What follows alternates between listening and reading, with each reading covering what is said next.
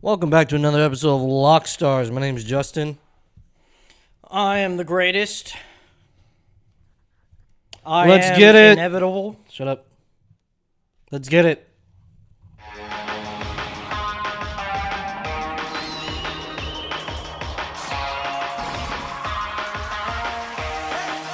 Can you feel the power? And we are back. What's up, man? How's it going? What's up? Oh, what? No negative quips today? It's very different. It's very different. You know, what you do because you're such a negative person. I'm a realistic person. That's really not true, like, at all, based off, like, how your logic works. Like, but, I mean, that's a conversation for another day. Just accomplished something huge this week. What? Caught up to One Piece.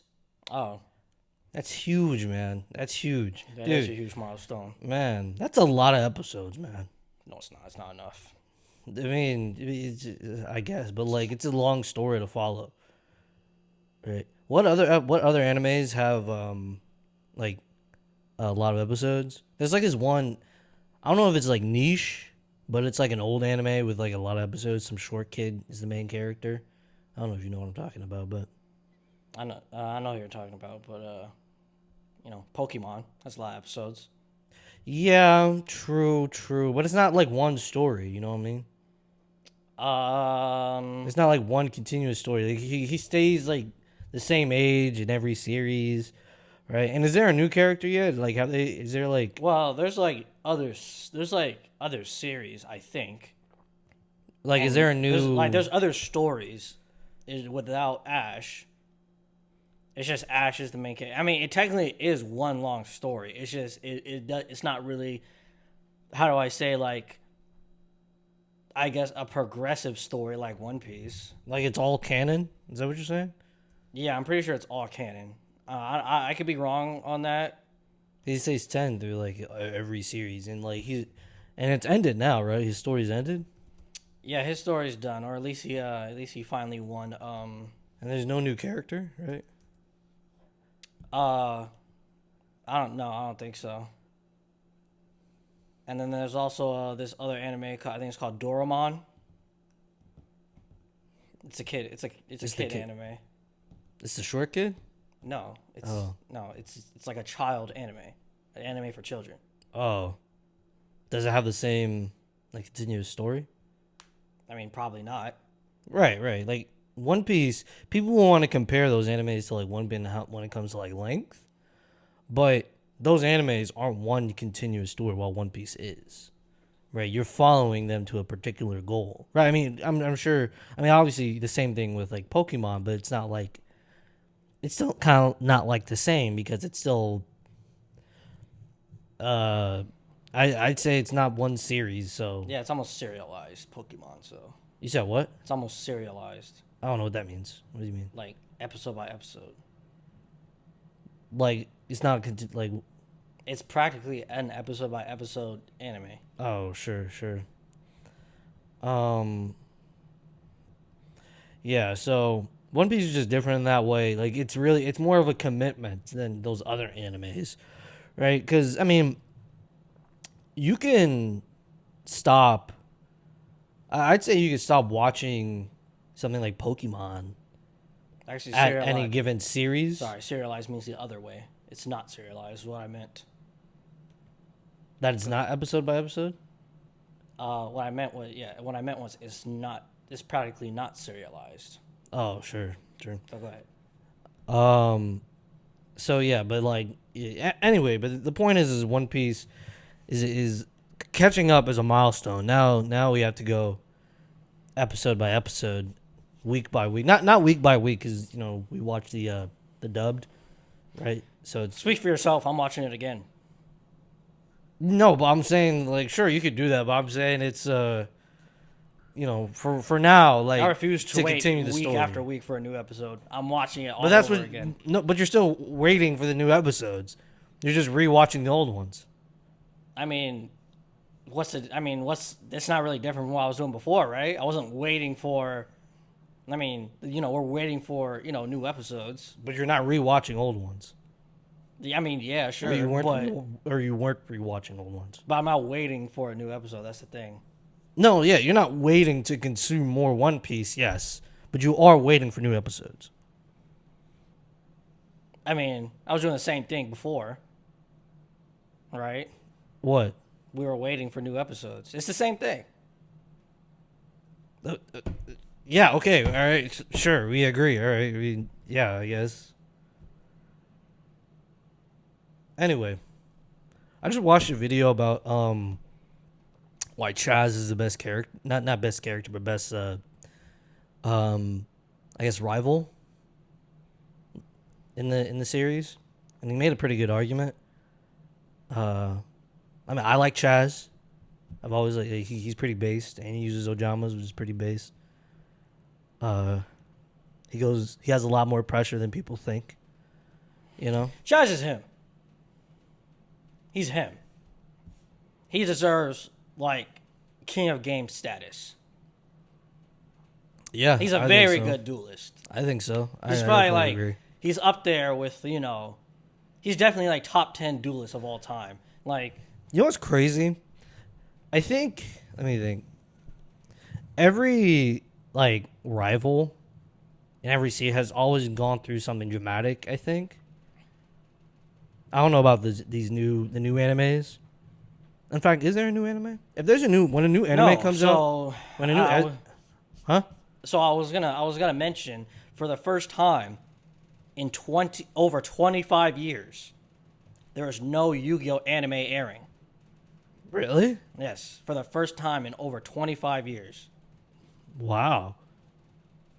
Like they're not making anymore, or just not airing on TV? Well, they haven't announced any, so you can pretty much assume they're not making any more, at least for the foreseeable future.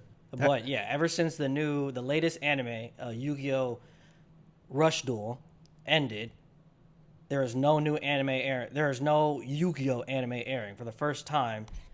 No, ever since I think it was 1999, I want to say, maybe. Yeah, I think so. Is when Duel Monsters came out. Ever since then, there's been There's been YuGiOh airing ever since then. That's pretty crazy. Have they announced like just no more Yu-Gi-Oh series, or? I mean, no one's announced. There hasn't been anything announced. They're just not airing. Yeah, there's just not. Okay. There's just All right, not. that's Airing, what I'm so there's asking. no new anime for the foreseeable future. Why isn't this? Anyway, yeah, that's pretty. That's pretty crazy. I mean, it's either they're just ending it, or they're coming back with something huge, right? Because there's no lack of like ideas. There can't be any lack of ideas, right? I mean, like, coming back with something huge, I doubt it, because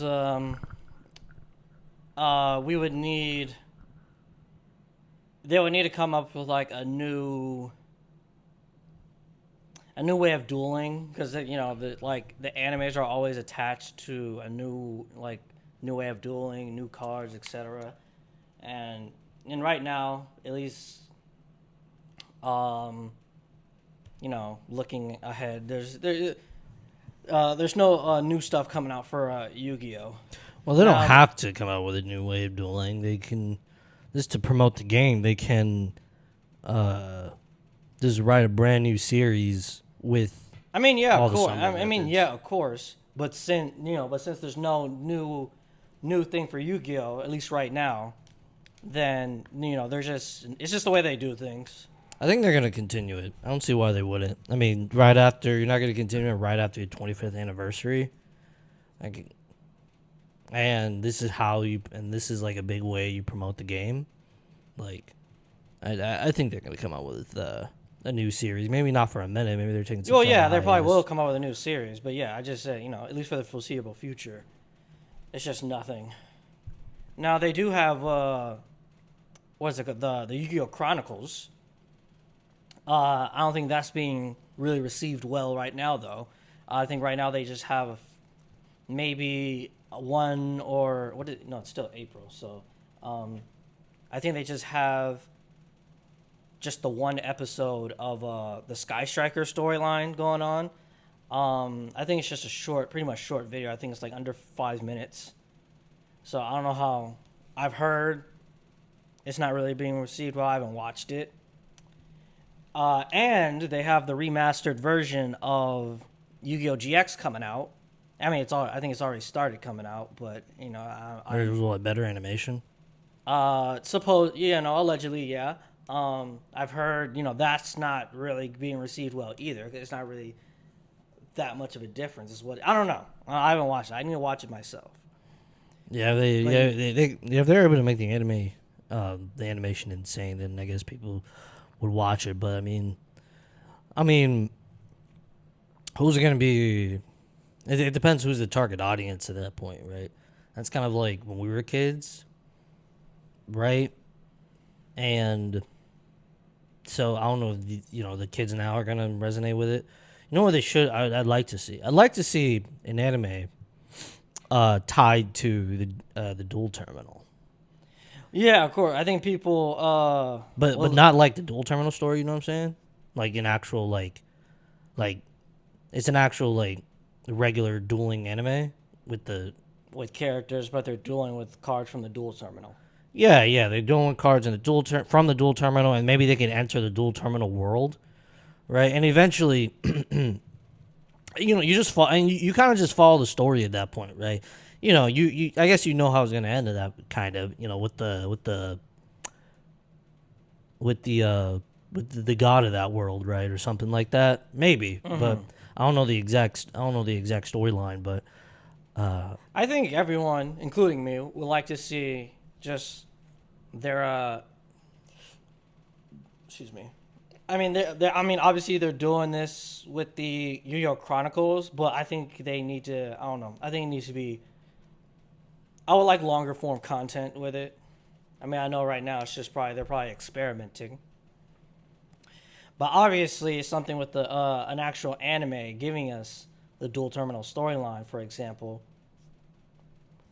would be obviously incredible. I think everyone, if they are going to come out with like if they would come out with another anime with,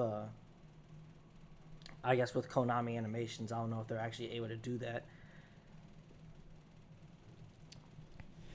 And then if they come out with an anime with like let's say like a new cast of characters, I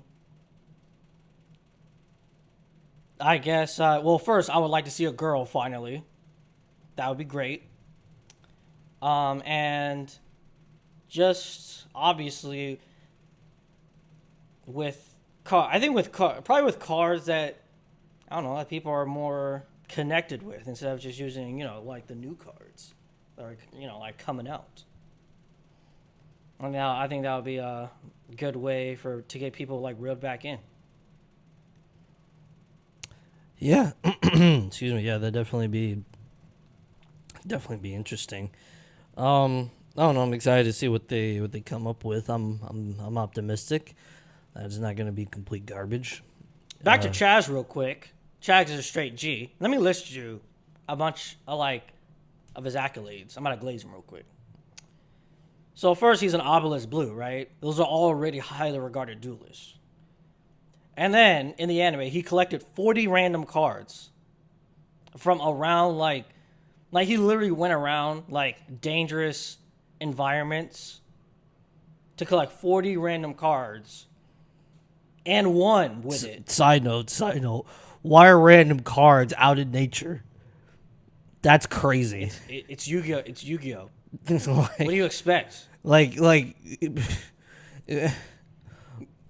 are these just lost cards? Is that what they are? Or like, well, they're probably. Well, first of all, they were probably planted there by the school.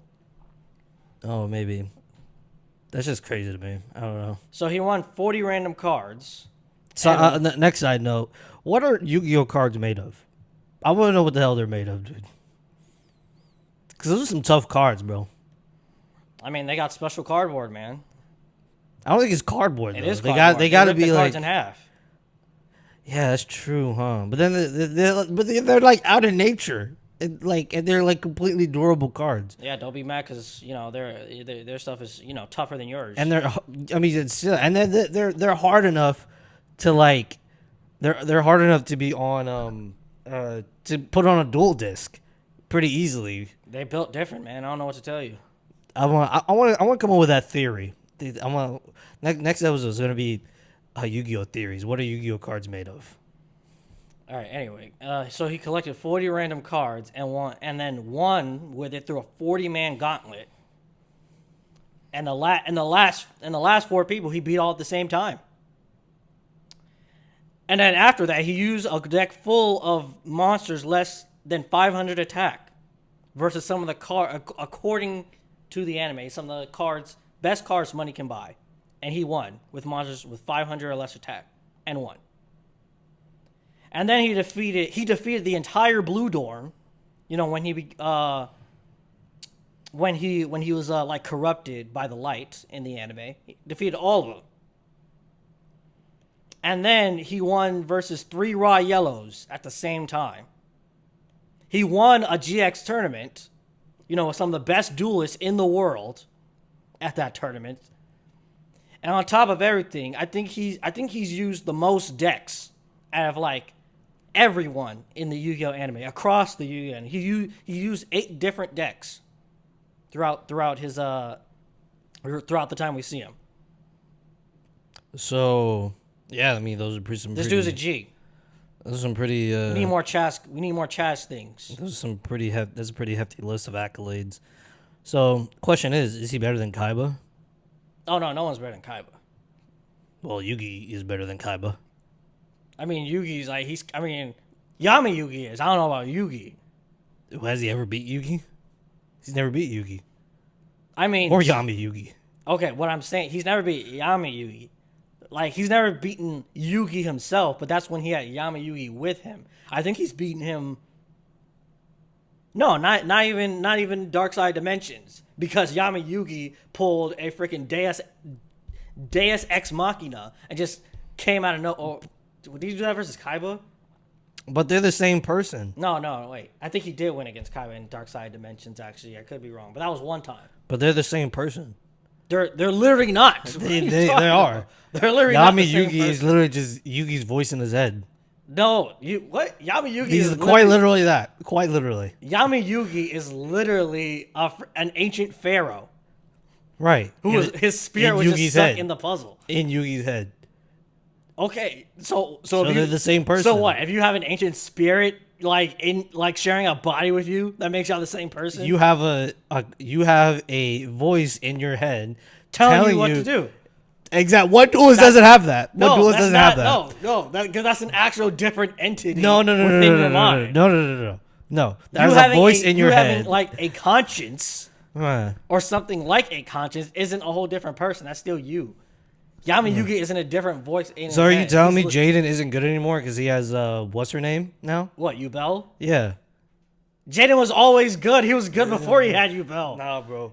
Yugi's was always good. He's pretty good at the game. He's pretty good at the game, but objectively, we haven't seen Yugi himself really in that many duels. I mean, it's kind of just Yami Yugi. Until I see Kaiba beat Yugi, I think it's a pretty valid point that Yugi is better than Kaiba. I think first of all, Yugi has plot armor. If I can maybe concede Yugi. I mean Kaiba and Yugi are like on the same level. Mm-hmm.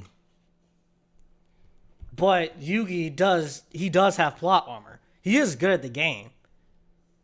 But, he does kind of have plot armor. You're going to have to agree. It's literally there. It's like in one of the most iconic lines ever. It's called the Heart of the Cards. That's just a fancy word for plot armor. No. As long as you believe in the Heart of the Cards, you can win. And while Kaiba doesn't believe in the Heart of the Cards. He relies on he relies on his skill. Yeah, but that's it's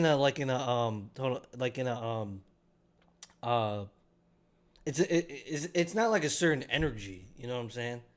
Like He relies Heart on his of the Cards skill. is a certain energy when it comes to dueling that you feel, right? You know what I'm saying? Like you ever just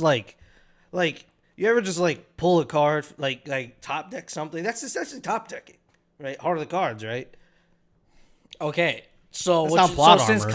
Kaiba doesn't believe in the Heart of the Cards, and he's still as good as he is, that kind of means that he's better than Yugi. No, that's wrong. No. No. That means he relies on his skill and wit, He relies on his skill and wit. and the Heart of the Cards. Right. That's why he's better than Kaiba. Duh, he has that slight edge over him. No, Thanks for proving my point. no. Kaiba is as good as he is, and he doesn't believe in the Heart Well, of the maybe Cards. if he believed in the Heart of the Cards, he'd be a bit better. No, Maybe he'd be no. able to beat Yugi. No, he's not. Do you ever think of that? No. You ever think of that? No. I think we're gonna have to agree to disagree. The big question is if Chazz is better than Kaiba. I don't think Chazz is better than Kaiba. Well, Like, there is, the whole. this is the episode, right? This is the episode we're talking about Chazz. It's part of the episode, yes. Okay. 'Cause I can talk about Chazz for a long time. Think about this. If Chazz, Kaiba has relied on like pretty much a signature strategy, Okay. right? While, as you said, Chazz has played with different decks, Okay. even from a disadvantage, right? So based on that, if you apply that to a real life duelist, who's better?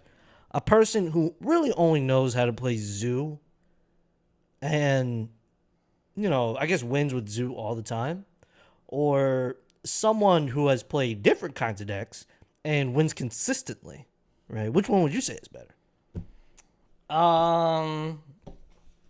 Think about that. I mean, realistically, the person with, who's won Diversified? with different decks, yes, who's more diversified, would technically be better. But just because, but if you're still a good duelist, even with your own deck, and then you like refine that deck, and you're still winning, does it really matter? I think it matters slightly. Now, there's something to be said that by using the same deck, and beating a multitude of decks, that's a part of diversification. That's a form of diversification. Now we haven't seen it. We haven't really seen it, but I'd imagine Kaiba does have the ability to use different decks. He's a genius. But he doesn't. He doesn't have to. He's a genius. I mean, He doesn't have to use different decks to try to win. He wasn't like he's already put like Chazz. He was put in those situations, and he has changed his deck up. But Kaiba, like you still have to remember, like Chazz is still what's the word? Like, he's still, I guess, growing as a duelist and as a person. Kaiba, he was pretty much already there. Okay. So So he you're doesn't really- saying so.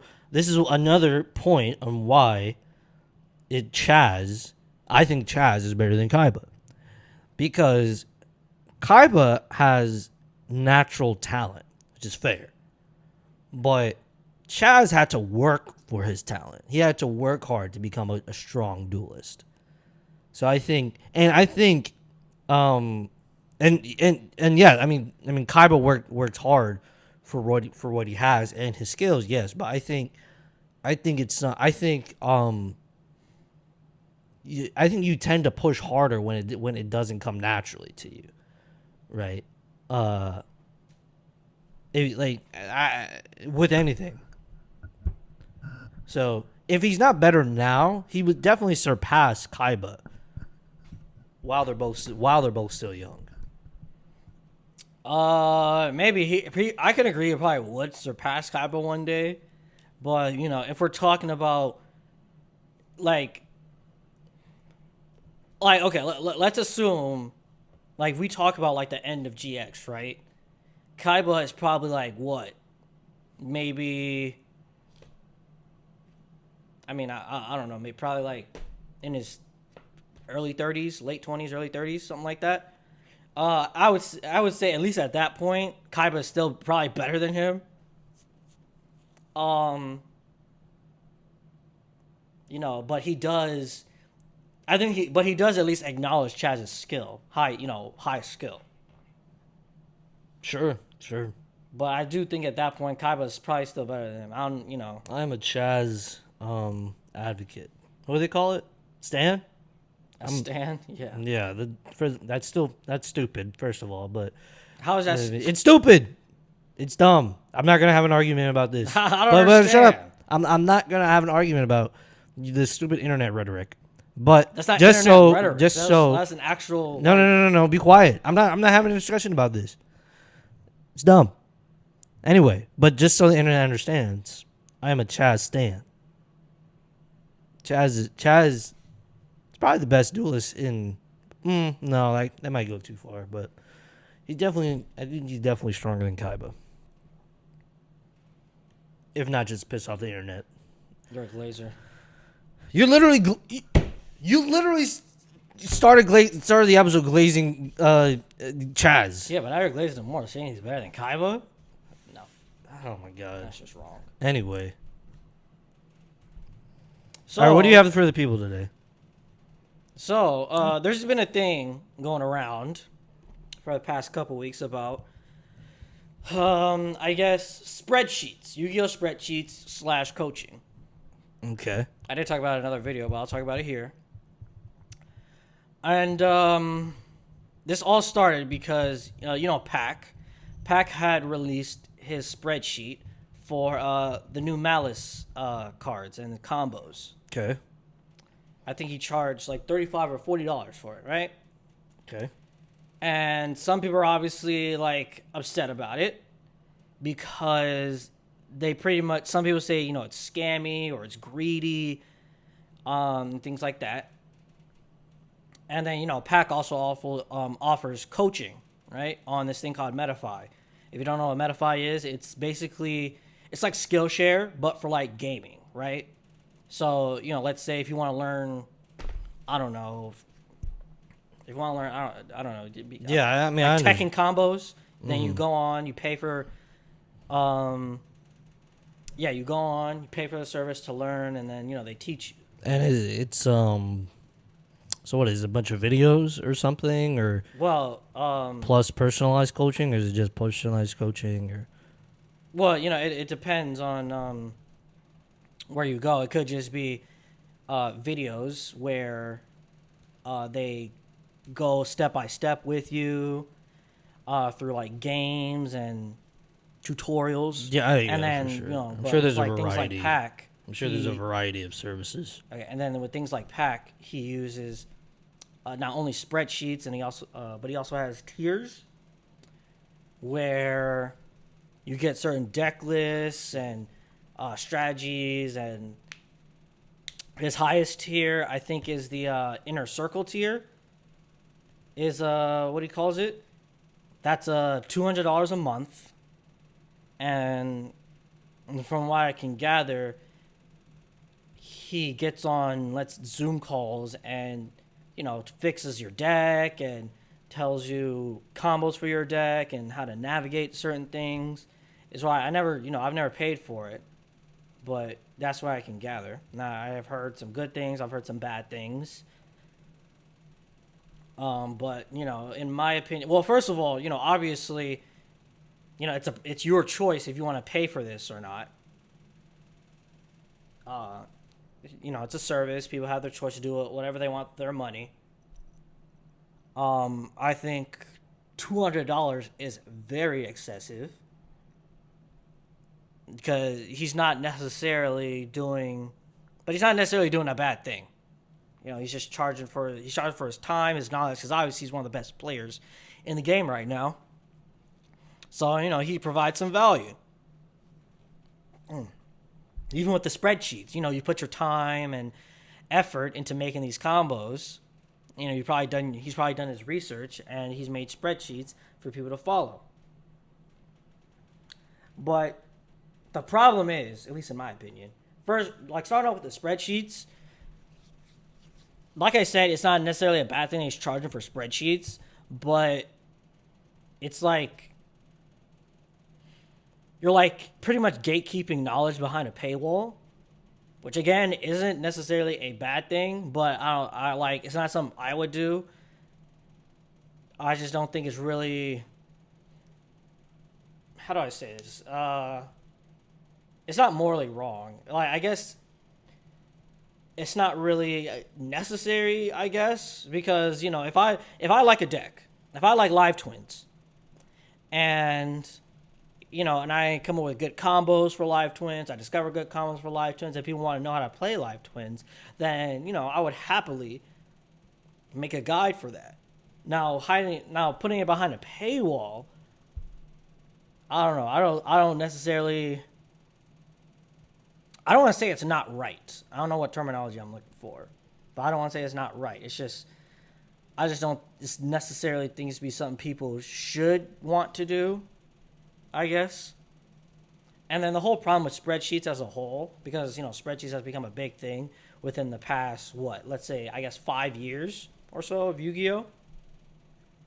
They don't really, I mean, obviously they teach you the combos, but they don't teach you much past that. They might teach you how to play around certain hand traps too, or play past certain hand traps, but they don't teach you sequencing. They don't teach you what to do with certain hands. You know, they just say like, oh, you have this card, then this is what you do. Okay, it's like, but they don't necessarily teach you what to do if you have maybe another card and how to navigate your boards, right? They just don't teach you other things that are necessary for YuGiOh gameplay. Now, that is what the rest of his Metafy might be for. But the thing is,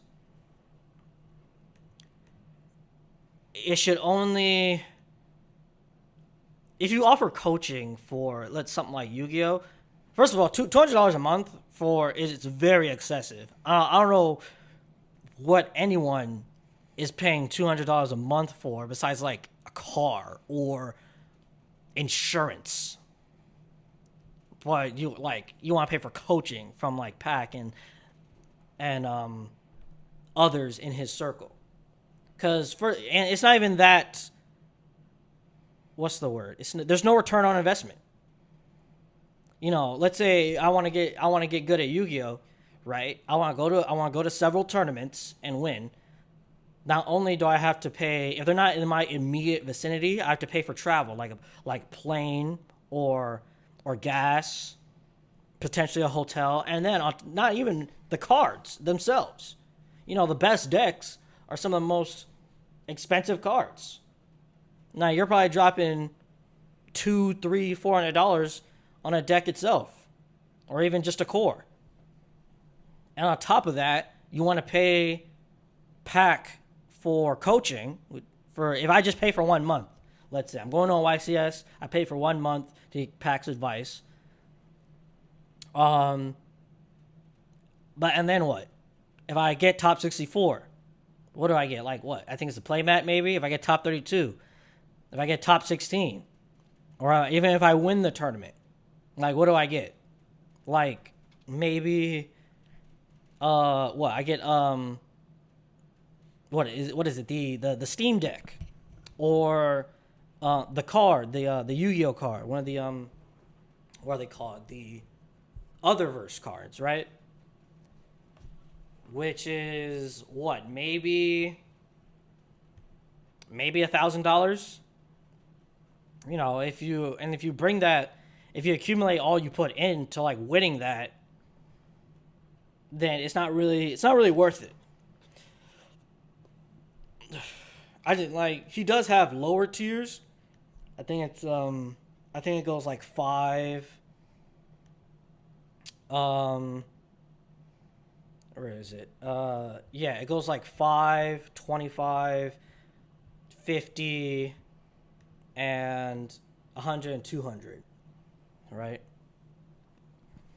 All right, before we get to those tiers, I'm going to address that because that was a lot to address. So, in terms of these online businesses, I mean, like you said, I mean, it's what people. It depends on what people are willing to pay. And when I first had one of these spreadsheets, when I first downloaded one of these spreadsheets, the one I downloaded happened to be free. It was for these Blue Eyes combos. It was pretty helpful, right? It lowers the amount of work you have to do to, find these combos, maybe go video by video, right? You can, or even like, you can download it yourself, and I guess you don't have to go out, just watch it. Oh my God, you don't have to watch a video. Every time you want to learn some new combos, you kind of have like a bunch already there that you can learn. I mean, I guess you can watch videos on your own time, but it's a bit, I don't know. It's just a bit different, I guess, to me. Anyway, but yeah, you lower your learning curve when you download one of these spreadsheets, and I guess someone like Pac, people who make these videos. I mean, they do a lot of work to find those combos or make those combos. I mean, so it's cool if you do it if you have it for free, but it's also it's also fair if you want to monetize it, and it depends on the deck too, right? If it's a very powerful deck, I think it's very fair to monetize, especially if you have a lot of combos in that spreadsheet. And then in terms of his coaching, I mean, like, again, he's a pretty good player, and if you want to dedicate your time to coaching, I don't think it's any different than, well, I mean, I guess it's the same thing. It's no different than Patreon, but if you want to dedicate your time to coaching, then you kind of need, I mean, if he's giving as much time as possible to these players, then, I mean, money is always a big issue for people when it comes to a hobby like this. Money is a big issue for creators if they want to interact more with their community, or even Pac says he wants to coach. So it's fair that he needs to be compensated for that time so he can focus on the people. Whether it should be 200 or not, maybe should be further discussed. But at the same time, though, I think he expects, but like you say, like you said, if you buy it for 1 month, right? How long are people going to stay on that top tier? First of all, how many people are buying that top tier? First of all, but also, how long are people going to stay at that top tier, right? You expect fall off, right? So, I imagine that's also factored into the cost of when it comes to that coaching. Because since you expect maybe people stay on, I imagine people don't stay on for, well, I don't know, but maybe people stay on that top tier for a year, maybe. That is what is that, $600? No, $600. I'm stupid. What was that for? Oh my fucking Jesus, $2,400, which is pretty insane. But yeah, I imagine, fall off is factored into that cost. He expects people to not stay on for that, maybe not too long. But yeah, I mean, he should be compensated for his time, especially to put as much time as he does into YuGiOh, just so he can make other players better. Now, when it comes to the return on investment, right?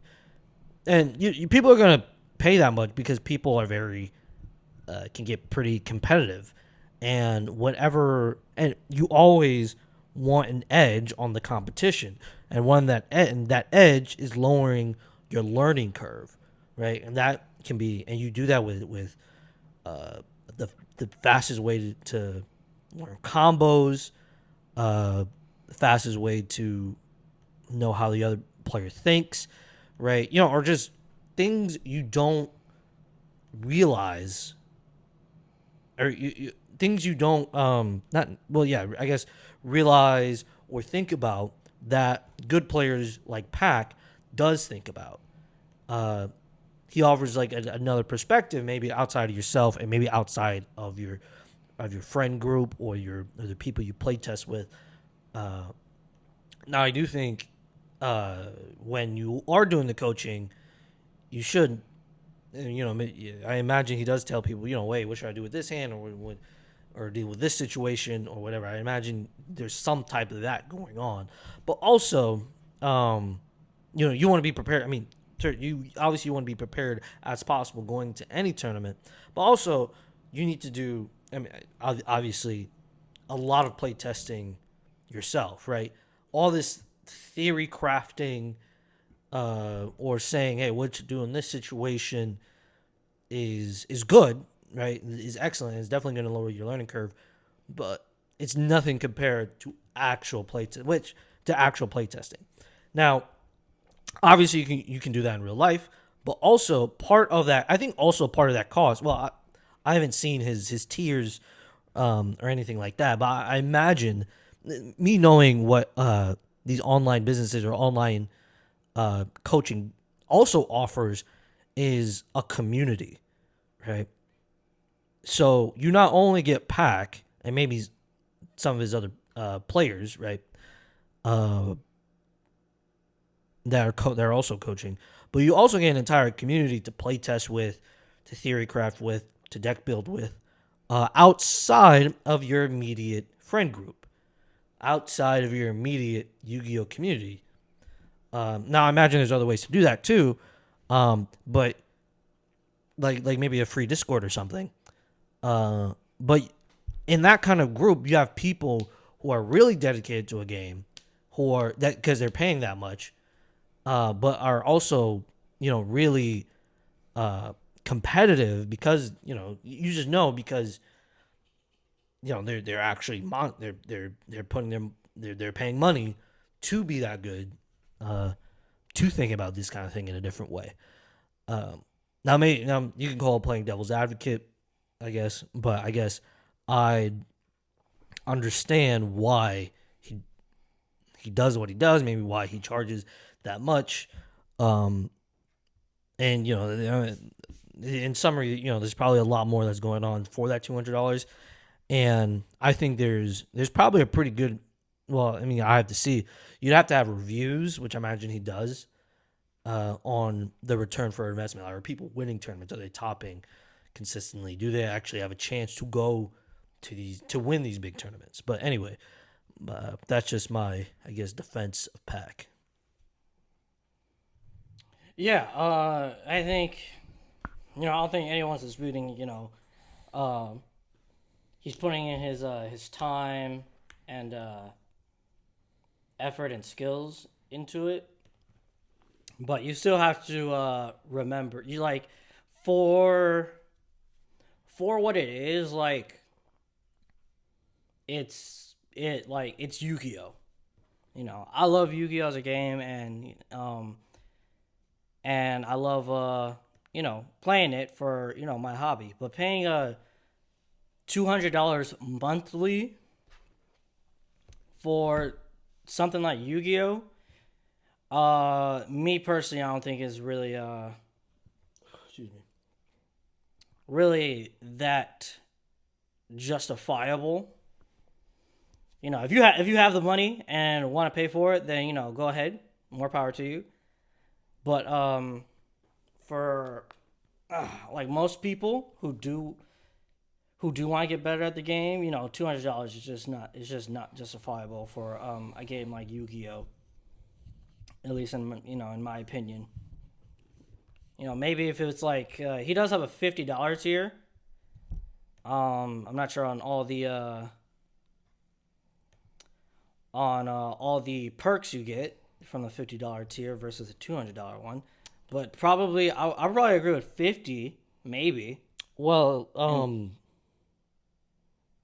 I guess depending on what he offers at the 50 versus the 200, but not that many people are probably paying that $200 a month. So it's easier if, like, think about this. If you offered coaching at $50, right, or whatever he offers at $50 versus $200, you have to dedicate your time to a wider range of people, like your personalized time to a wider range of people. Yeah, of course, yeah. But that's not realistic, right? So to have very personalized or special time, you can only dedicate whatever special time to a small amount of people. Yeah, I get what you're saying. So maybe that's why he charges that much. Yeah, I get what you're saying. I just don't. I mean, if people are willing to pay that, then go ahead. But for I just don't think it's really. Well, what was the offer? Huh? Do you have that page pulled up right now? Okay, so for the $200 one, let's see here. It says weekly group classroom sessions. Enjoy 4 weekly group coaching sessions to continuously improve your gameplay, test, and build deck and the building the best deck possible. If you're unable to attend a recording, a recording will always be available. Free spreadsheets, free repository of all spreadsheet made from classroom dedicated inner circle testing server. Join a dedicated Discord server where you can discuss secret techs, ideas, and strategy to dominate the tournament scene. Custom inner circle mat provided after 3 months of membership. Fastest response time, direct access to myself and a group of like-minded individuals. And then it says exclusive benefits. It says 4 premium guides, Discord access, inner circle, Discord, yada yada, priority support, live Q&A session, exclusive content, personalized replay review, exclusive access to merch drops, Supreme Pro Packs at events, 50% off all courses, 33% off all coaching sessions, exclusive access to 8 channels and 42 posts on Discord role, whatever that means. Sure, some people out there know what that means. And what is the offer at, like, 50?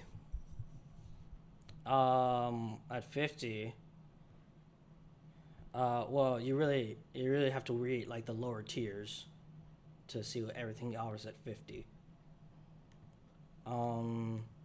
So for like for $50 you get everything that's in the $5 and $25 tiers, which is you're a student of the classroom. You get to join a Discord community, discuss strategies, and share ideas with fellow duelists. Oh yeah, I see communities. And then early access to merch drops, and then you get exclusive access to 3 channels and 6 posts. Discord role for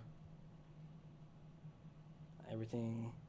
Okay, You well, get access to exclusive deck profiles, combos, and tips. Masterclass combos and sheets. Masterclass combos and sheets will not be included.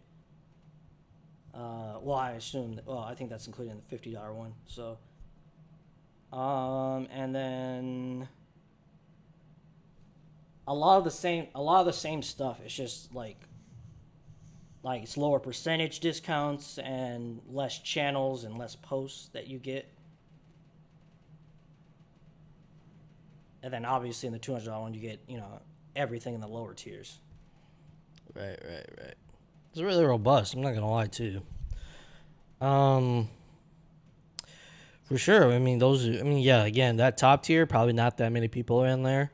Those for those hyper competitive people that can dedicate a lot of time to their hobby. I'm sure Pac is like, how do I say this? Like, I'm sure he's providing pretty good content, right? You know, I just don't think it's worth. It's mainly not worth the $200 price tag. Mainly because of the return on investment. Especially when you have something, what is it? What did it say? It says custom inner circle playmat provided after 3 months of membership. That's $600 for a playmat. That's absolutely Yeah. I mean, the idea is like, the idea, I guess, is dedication. That's the idea to that. Now, whether that should be the $200 tier, I don't know, but I'm gonna say no. that's the idea of that. Maybe like, because some people do that. Like, okay, like a podcast I watch. You can't like comment like the Discord or something. Without like they have like a $10 tier. This is just for a podcast, just to be in the community. Like you can't. I think like super chat or like you can't do like certain things at this $10 tier because everyone could, because you know that's a wide range of people, right? But they have like some, but you can't immediately start doing certain things at like a $25 tier. And I guess that's like, I think that's the idea. Maybe, I mean, I'm not going to criticize necessarily PAX tiers, like, you know, but the idea is like some type of dedication. I mean, you know, I mean, $100 at the $100 tier for 3 months, I think that might be pretty cool. And then at the $200 tier, you immediately get that playmat. That's not a horrible. I think that's pretty fair, if in my personal opinion. But I mean, you know, I mean, I understand the idea is what I'm saying. No, yeah, I get the idea. You know, if people are asking you to coach and you want to coach and you want to, I guess, shrink the amount of people, or if you're only able to coach a certain amount of people and you want to shrink the, I guess, just amount of people, you know, coming in to coach who want your coaching, then of course you raise your prices. But, you know, I think you just do the same thing because there's a limited amount of spots he has for the $200 tier, right? So, you know, I just think, you know, you could do the same thing for the $50. Just have a limited amount of spots.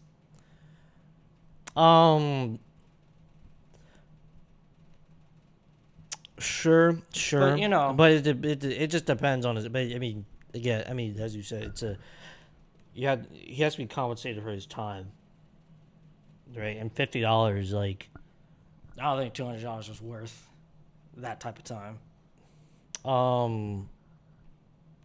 I mean, obviously that's you. You don't think it's worth it, which is fine. But there's certain players who can dedicate that amount of time and want a team, want like a access to very strong players. Yeah, of course. Like, do what you want with your money. But you know, what I'm talking about is my opinion. Like, there's some people, like, you know, they have some people in your immediate circle. Yeah, they might be good. They're in the friend. Yeah, you have like free access to like good players. But like, if you're like, I don't know where Pac is, but you know, if you're like, He lives in Canada. Oh, right. I knew that. Right. Like, I don't have access to some of the best players across the country, unless, you know, I dedicate that time myself, unless I'm good myself. Right. But to do that in especially in a short amount of time, if I want to win in the fastest way possible, yeah, I have to pay. You have to pay money. No, right? Yeah, of course. Do what you want with your money. My point is that like they're what they see. If you're talking about, are you talking about like a monetary return on investment? Is that what you mean? Yeah. Oh well, I mean, it's never been YuGiOh's never been a monetary return on investment. Okay. So I mean that pushes my point harder then. But I mean, if you're willing to pay a bunch of money for a deck, right? When you know there's no monetary return on investment, I think it's completely reasonable to pay a bunch of money towards coaching.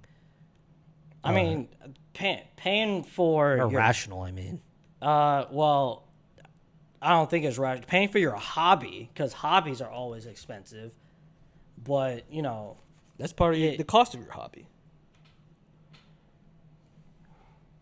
I mean, it's not part of the cost of your hobby. It's you make it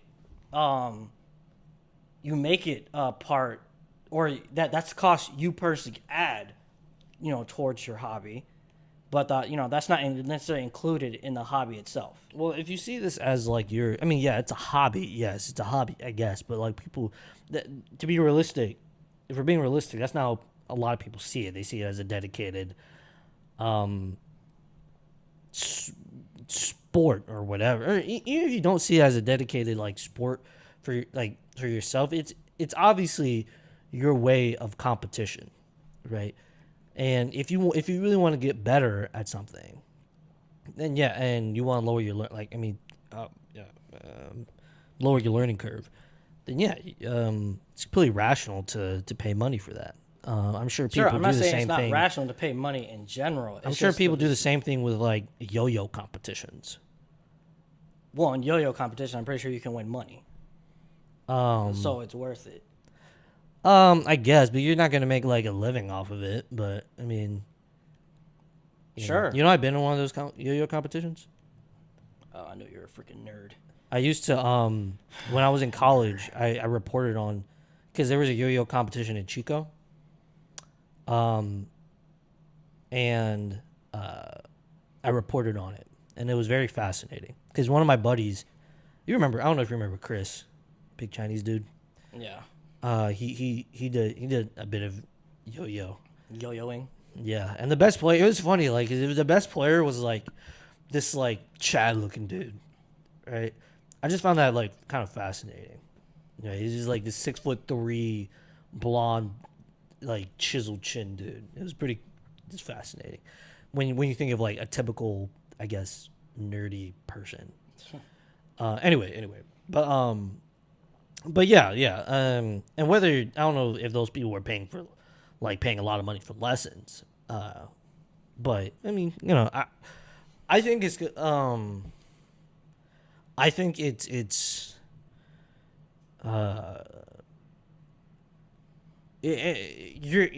not only okay, all right. Again, part of that cost is like the access, right? But also, I mean, when it comes to your return on investment, if you want to be really good at something you compete in, then I think it's completely rational to pay for it. I'm not saying it's not rational. Not just to pay for it, but to pay a decent amount of money for it because of like the access you get to the players, the tools you get, the tips you get, the skills, or whatever. So if you had the money, would you pay $200 a month? If I had the money and the time, I mean, maybe if I'm really dedicated to if I'm really dedicated to the game, if I really find this really fun, I'm a really competitive person, and I had the money, I think it's rational for me to think that I would pay $200 a month. So you would. Yeah, in a certain world, yeah, sure. In a likely situation, sure. Maybe 100. Maybe 100. Maybe 100. Because you don't have out here. You don't have out here. You don't really have access to really good play. Maybe out in Dallas. You have a lot of access to good players. Even in Houston, but not Austin. Austin, there's not that many players here. There's like decent players, but they're not like respectfully, they're not champions. Yeah, not me. $200 is not really justifiable, at least from like just justifiable to pay for based on return on investment. For sure. I think that kind of can transition us into the other thing I want to talk about. And Just so as a last point, I think it's completely fair. A fair criticism is that we haven't. I mean, especially me. I haven't paid for the program, so we are not hating. I don't want to say hating from outside the club, but like you get the like position. We're criticizing when we haven't experienced the program. Just as a yeah. thing. Anyway, so Trif has been he quit competitive YuGiOh, Trif Gaming, I don't know what that is, but the dude who won YCS Anaheim last year with the beard and the muscles. Sure. Oh, sure. He quit competitive gaming. And it's obviously it's not a new thing. That's caveat. That's the word I was looking for. It's not a new thing that that people are quitting the game, but for him, it's he's still gonna make content, and he says he wants to help people, so he's gonna be posting things and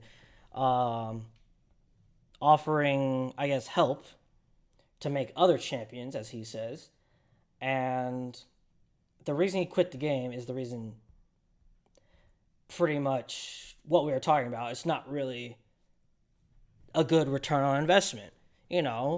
He was going to travel to 3 different YCSs, but he chose not to because, what are you getting out of it? You play, you pay all this money, and then you go play, and then you win something that's not really worth your time and effort. Now, I will say, like, for me, I don't really play the game to necessarily make a return on investment. I play the game because I like playing the game. Now, I do want to say, I think return on investment is I don't think it's necessarily the correct term. I'd say a profit. Right, because your return on investment could be a multitude of things, and in the case of these people who pay for these programs, I mean, it's recognition, it's a competition satisfaction, I guess. I mean, I would say it's I'd say profit. Why would you say profit? I think it's a more accurate term. I mean, I would say return on investment is more accurate because I'm putting in time, I'm putting in money, and pretty much time and money and effort. Yeah, but return on investment is a multitude of things, but you specifically mean monetary. That's why I say profit. Well, yeah, because if I pay for my deck, I pay for my flight, I pay for my hotel, and then I go to compete, I'm getting compensated for that. For what I'm putting in, so I think return on investment is a pretty accurate term for that. But you mean monetary investment? You don't mean like recognition or competition satisfaction or anything like that, which is what these people see as return on investment. And even if you do say profit, that is like you're getting something back. So that's your return on investment. No, but what I mean is like but what I mean, you specifically mean monetary. That's all you mean, not anything else. That's why I say profit is a more accurate term. I mean, you can use that term, but I'm just putting that out there. But go ahead. Okay. So Trif said he's not getting a return on investment because he's he's paying all this money for flights and putting in all this time, but all he's winning is like a Steam Deck, playmat, dice, and it's not really worth it. And people are even the card display isn't worth it. They're not because someone like Jesse Cotton, he literally just left the card display like on the table for someone to take. Some people leave it in the trash. Europeans, they don't even like it. They get their well, I should say, if you fly there, the card display is pretty bulky. So you have to, if you don't have a big enough suitcase, or if you can't use it for a carry-on, it's not really worth having. And even the Europeans, they get their pricing sent to them, and they don't even get. I've seen some European players; they don't even get the full display. They lose the actual, card frame that's supposed to be in the display. So obviously, the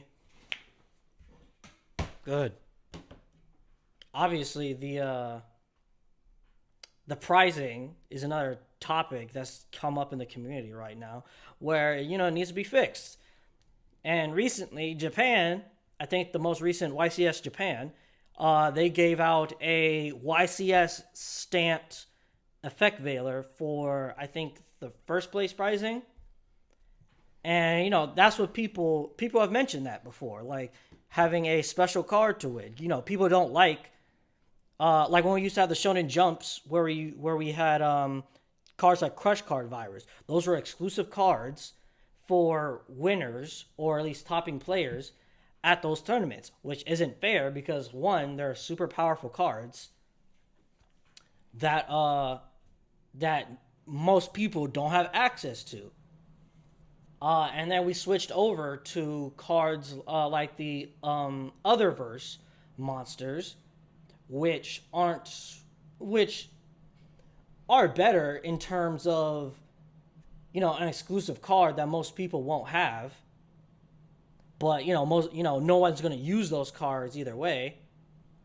But that also doesn't make it also doesn't make a good return on investment, because they're only worth what, maybe, I guess, like $1,000, maybe a little bit over $1,000. Mm-hmm.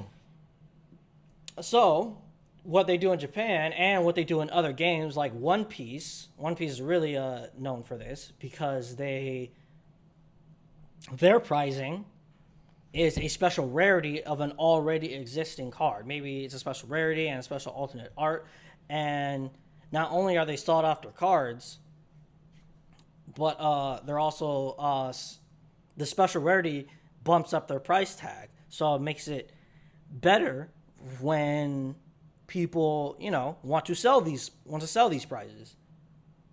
Mm-hmm. Focus. So, you got the TV on like that, just bro. focus. Like, I am focusing, man. So they got what YuGiOh in the TCG needs to do is follow suit and probably make cards like give cards out like Ash Blossom with a special tournament tag to make it worth it to win these tournaments.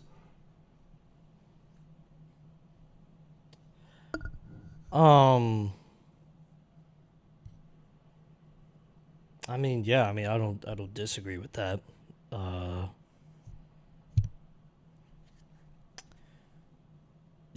Better.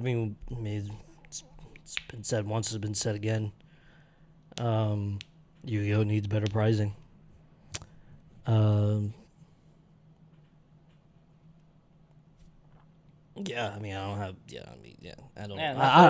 have anything against that. Yeah, and that's why we're losing a lot of these top tier players, and we might even start losing. It's not even just that. It's if they are going to have pricing like that, it's like something needs to give for for playing Yu-Gi-Oh as a whole competitively to be worth it. Something needs to give. Now, I don't know if at this point, I know it was forgive me, I forgot his name. Was the creator's name Who? of Yu-Gi-Oh? Kazuki Takahashi. Yeah, Takahashi.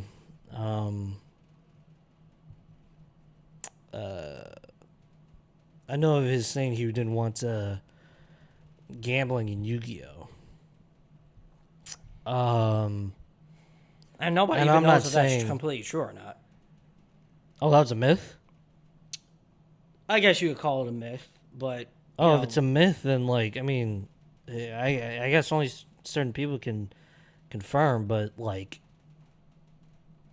it's obviously unrealistic. I don't know. I think at this point, I don't even know if they're able to do it. Right? I think that's the big question here. Are they even able to do it? Because if it's a principle, I think it's a pretty unrealistic principle, right? If they want to keep the game afloat, right? But it sounds like to me, in short, which is a whole nother podcast in itself, obviously, and maybe we discussed it before, there just needs to be a whole new restructuring when it comes to the game, when it comes to pricing, apparently even when it comes to the anime. I think the thing is, Yeah. it's like I don't know what their the mindset is, but it should be. Now, obviously, I don't know how much it is to produce one card, but I would imagine it's pretty cheap compared to what they sell it for. So, especially if they're making like prize cards already, in low production, like the other verse cards. So all you need to do is just create a special. I imagine it'd be super cheap to create a card like that with a special stamp, special rarity, special alternate art. It's just all the it's bells and just paper, whistles. so And then it'd be worth it for the players to sell it if they want to sell it and sell for a high price tag to make it worth their while or worth their time and effort.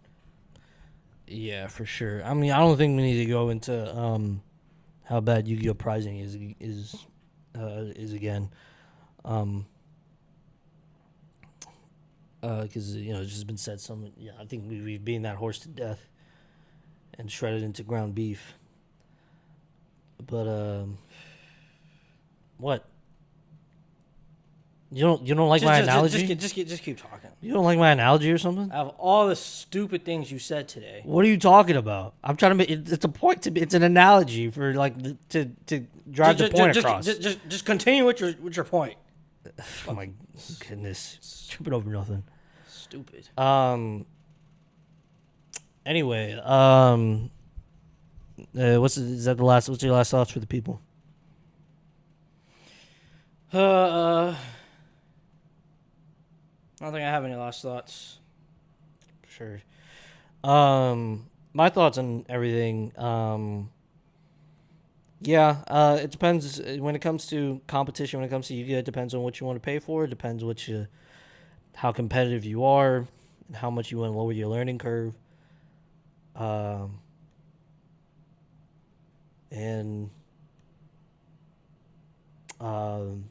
can. I mean, depending on how much time a person wants to, a creator wants to dedicate to their